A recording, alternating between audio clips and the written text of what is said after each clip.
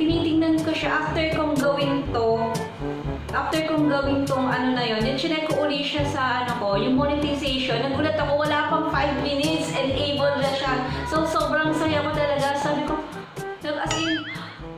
as in, ganun talaga. Sabi ko,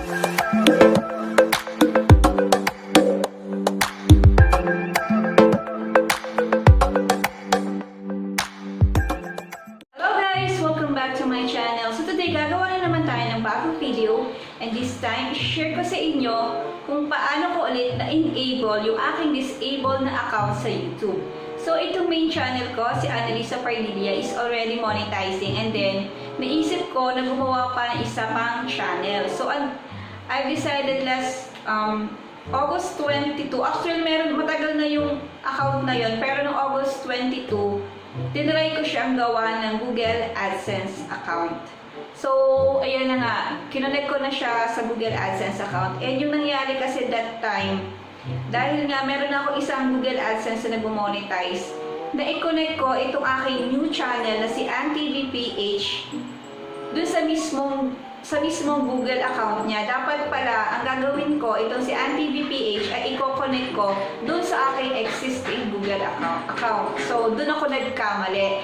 And that time, August 22 nga yung time na yon, kaka-upload ko pa lang that time ng mga videos, I think mga 20 videos, and then pag-check ko dun sa kanyang monetization, hindi ko na ma-access, parang nakalagay is disabled na. So na-shock ako, parang ang dami kong napanood na video that time, and ang dami ko talagang pinanood ng mga tutorial. Hindi ko alam kung alin doon yung itatry ko. Meron pa nga akong nakita doon na na i-close daw sa settings yung payment, sa ganyan, sa Google account, sa gano'n. So, hindi ko siya ginawa. So, natatakot nga ako kasi nga baka magkamali na naman ako. And ayoko naman na iwan yung si AnTVPH yung gano'n na lang na okay, wag na ipagpatuloy. Hanggang sa nga, dito ngang September 23 yata, yun 23, sabi ko 1 month na. Kasi parang may nakalagay dun sa rules nila na after 1 month ka daw pwede mag-try ulit or mag-ganon. So, yun. So, inintay ko si 1 month. So, hindi pa rin ako nawala. Actually, nawala na ako ng pag-asa kasi nga, hindi ako nag-upload na ng video sa channel na yun kasi nga feeling ko baka hindi naman to disabled pa rin. Hindi ko na siya ma-enable kaya hindi ko na siya ginawa ng video. Kasi wala na, parang gusto ko na siyang iwan. Until nga itong September 23 yata in that time. Tinaray ko siyang i-connect ulit. So, ang problema nga sa akin noon, that time is, nagkamali ako ng pag-connect nitong aking Google, nagkamali ako sa pag-connect sa kanyang Google AdSense. Dapat nga, sa existing Google account ko siya i-connect. Kasi nga, wala na akong alam basta ko na lang, hindi ko alam. Hindi ako nanood ng tutorial, basta ko na lang siya i-connect sa gano'n. So, ayan na nga, may napanood akong video that time na na video. So meron akong napanood na video that time. Ito nga yung sinasabi niya na kapag daw nangyari yon, punta ka sa Google Chrome, yung i-connect mo siya sa youtube.com/account, tapos ano bang tawag dun sa baba? Yung ganon. Monetization, O equals U. Click mo lang yun sa Google Chrome and then automatic may lalabas na dun. So, ipapakita ko sa inyo kung ano yung eksaktong ginawa ko. So, ayan, panoorin nyo na lang guys yung eksaktong ginawa ko that time.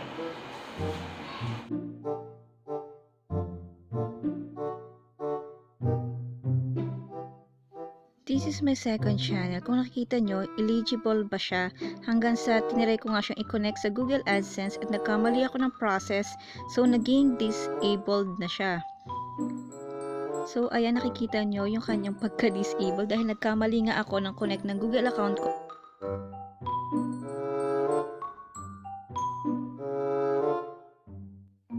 So, type lang natin yung youtube.com/account monetization ?OAU sa Google Chrome and then ito na yung lalabas sa kanya. So, after nun natin matype sa Google Chrome, nakalagay dito yung change the AdSense account associated with your YouTube account. Dahil nga nagkamali ako before, so kailangan natin siyang palitan. So, ang gagawin natin dyan is, kung nakikita nyo yung date dyan guys, August 22 ako nagkamali. So, nakalagay dyan, status inactive. So, pindutin lang natin yung change para mapalitan natin yung Google AdSense account na nagkamali tayo. So, before kasi, i-connect ko siya kay AnTVPH pero dapat pala kay Annalisa Pardilla na account kasi nga yun yung una kong Google AdSense account na ginawa. So, dapat talaga isang Google AdSense account lang talaga yung gagamitin nyo sa lahat ng channel nyo. So, ayan guys, nagko-connect na siya. So, wait lang natin kasi may kabagalan yung internet.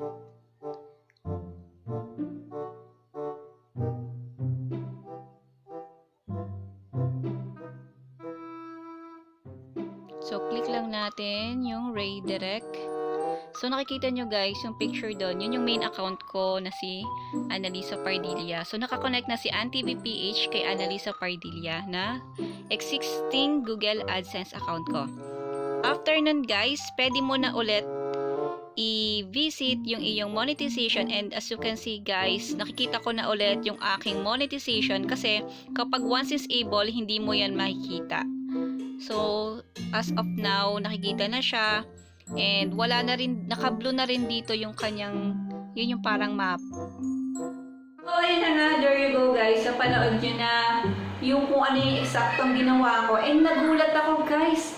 Tinitingnan ko siya after kong gawin tong ano na yun. Then, chinek ko uli siya sa ano ko, yung monetization. Nagulat ako, wala pang 5 minutes and able na siya. So, sobrang saya ko talaga. Sabi ko, as in, ganun talaga. Sabi ko, ang tagal kong inintay, 1 month, tapos ganun lang pala, wala pang 5 minutes, then enable na uli siya. So, by the way guys, yung mga, meron kasing iba't ibang klase ng pagka-disable. Kasi nga nung una, di ba pag nakikita ko sa Facebook, mga namroblema, mga na-disable na nga daw sila. So, kalimitan comment ng iba is, intayin mo lang, ganyan-ganyan talaga. Alam nyo ba guys, sa kapag disable, pwede ka pa rin mag-upload kay YouTube, pero hindi nakikita yung channel mo. Eh, paano kung gusto mo nga kumita yung channel mo, tapos disable ka, diba? Anong gagawin mo? Gagawa ka naman ng bagong channel. So, ayun, huwag kayong mawala ng pag-asa, guys. Kasi nga, marami ako napanood din ng mga video ng mga naka-disable, pero nagawan pa rin nila ng paraan. So, iba't iba kasi yung klase ng pagka-disable eh. Meron kasing mga pagka-disable na katulad ko nga, nagdoble. Yung sa aking kaso, nagdoble yung Google AdSense account ko. Pero yung iba naman, na-disable sila kasi nga na-copyright strike sila. So, gano'n naman yung kaso nila. So, hindi ko na alam kung paano ginawa nila yun sa mga naka-copyright strike. Siguro, I think, i-delete nyo yung mga videos na hindi naman talaga sa inyo guys. Kasi yung iba, ang ginagawa nila para maka-earn talaga ng maraming views. Kinakopy nila yung ibang video tapos ina-upload, nire-upload nila sa kanilang channel. So, bawal yan. Kailangan talaga may sarili kang content. Sa'yo talaga yung video na yun para sigurado wala tayong magiging problema. And, ano pa ba?